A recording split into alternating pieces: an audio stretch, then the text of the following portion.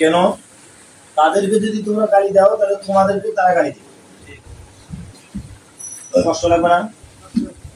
কেউ যদি কারো বাবাকে দূরে গালি দেয়, হাদিসে আল্লাহ রাসূল সাল্লাল্লাহু আলাইহি ওয়াসাল্লাম বলেছেন সে যেন তার নিজের বাবাকে গালি দেয়। এই জন্য এইগুলি যে গালি গালা থেকে আমাদের বিরত থাকবে।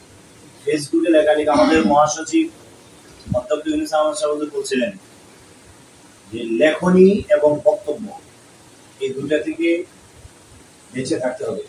অশালীন বক্তব্য দেওয়া যাবে না এবং কাউকে খোঁচা দিয়ে কটাক্ষ করে ছোট করে হে প্রতিপূর্ণ করে আমার প্রস্তুত না।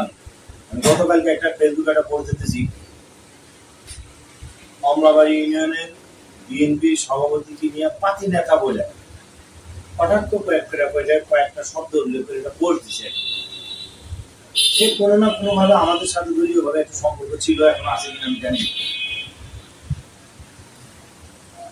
এই পোস্টটাকে কেন্দ্র করে সে এমন ভাষায় ফেসবুকে একটা মেসেজ শব্দ যেটা গালি দিছে,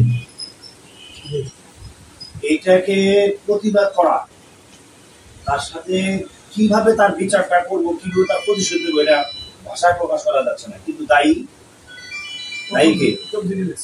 প্রথম যিনি লেখছে কিন্তু এটা দায়ী। এই জন্য লেখনী আমরা একজনের প্রশংসা করব, একজনের কথা বললে তার প্রশংসা করবো, একজনের প্রতি ধারণা করলে খারাপ ধারণা করলে ভালো ধারণা করবো। ওরা আমাদেরকে পাথর দিয়ে ঢেল দিব, আমরা ফুল দিয়ে ঢেল দিব। ওরা আমাদেরকে খারাপ গালি দিবে, আমরা ভালো গালি দিব।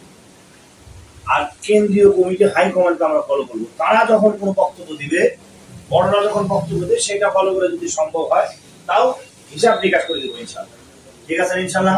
আমাদের অনেক ধৈর্যের পরীক্ষা দিতে হবে।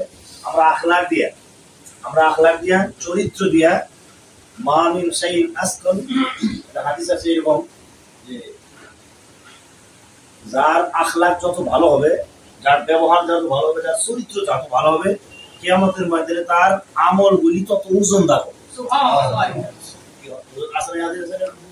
যার আখলাক যত ভালো হবে, কিয়ামতের মানুষ ওজন দিবে না, আখলাক যার যত ভালো হবে তার আমলগুলিতে তত ওজন হবে।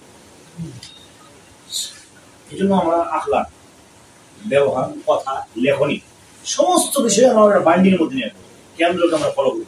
আল্লাহ আমাদের তৌফিক দান করুন। আমিন।